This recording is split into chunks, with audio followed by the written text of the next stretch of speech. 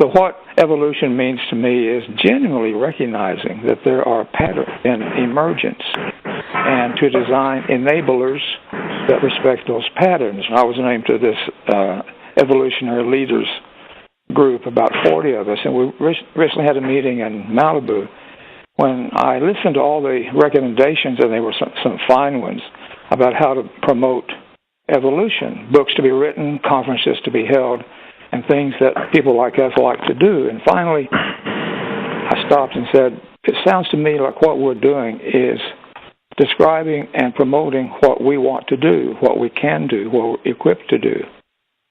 Maybe the question should be what needs to be done. By changing the focus to what needs to be done means that we do a number of things. Along with John Peterson and others in our vital signs monitors, we try to map where a culture is developmentally to read those particular codes. And that guides us to the kind of social, political, economic systems that will work there, as opposed to what we do in Anglo-American, have done for sure, is impose those systems around the world without recognizing that some places it will work, that they will be very positive. In other places, we overwhelm. And all the attempts to help Africa, you see, have often been doomed because we didn't have the sensitivity and, may I say, the spirituality to really speak to their natural system so they make decisions, so you create bottom-up solutions as opposed to imposed top-down solutions. So to me, if we use the term evolution, we need to say, but what evolves? And what are the triggers for those? And how can we craft the total integrated scaffolding that assist the flow of those systems through those inevitable steps and stages? That's the whole point of view. And that's a characteristic, first, I think, of an evolutionary leader. So you just asked a great question there, which is, we have to ask ourselves, what is it that evolves?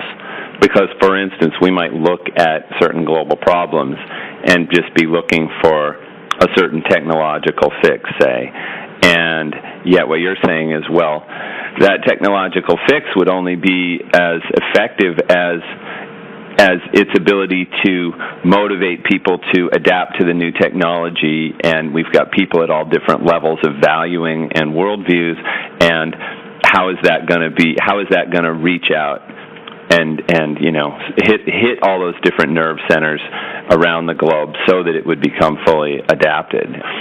So maybe you could speak a little bit about what is it that evolves, and what is the level of intervention that makes the difference?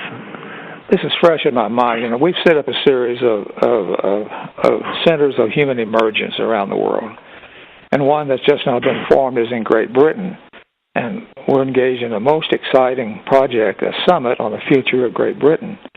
So I want to make a point now. We're not just talking here about the so-called left-behind societies. We're also talking about the relatively affluent first world societies that are likewise in the throes of emergence, and likewise are responding to some of the dynamics of change. And one of the things that we're talking about now, and we'll have our next meeting in Yorkshire on September 1920, change from what to what. As we've looked at the as-is system, what's the to-be system? And how do we vision what life will be like in a different kind of environment? And this raises the whole question of how change happens, Greg. I hear a lot of people talk about change. I don't hear the precision to know what change is and how a whole system can, in a sense, change itself, and what are the different equations of change and variations of change, and how can responsible leadership at any level influence that process, realizing that when things get bad enough, often we all get on board. But, we have to be a Noah and have to explain why we're building an ark before it starts raining. And how do we do that? How do we bring the whole spiral with us? Because too often we give people our reason to change. And the preference here is to be able to detect in these value system codes their particular motivational triggers. And that leads us to another characteristic of an evolutionary leader, which is the ability to mobilize all the stakeholders, home, church, school, law enforcement, healthcare, business, all, in new ways to make decisions. We call this a meshworks approach, versus the win-lose kind of game. We're all sitting in circles, each one expressing feelings, and then nothing is decided because we haven't found the models of decision-making that can penetrate down through those particular motivations and trigger a whole society's response.